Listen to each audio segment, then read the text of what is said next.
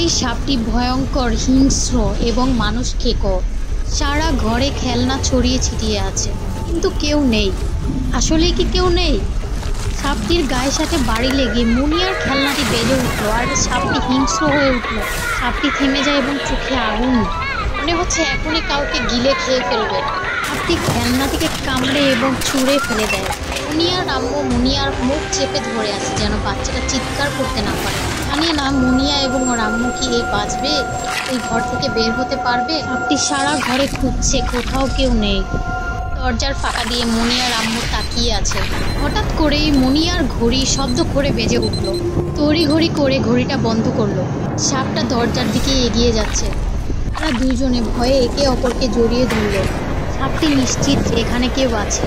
একজন মা তার মেয়েকে বাঁচানোর জন্য কী করতে পারে এই মুহূর্তে, দেখতে হলে চ্যানেলটি সাবস্ক্রাইব করুন।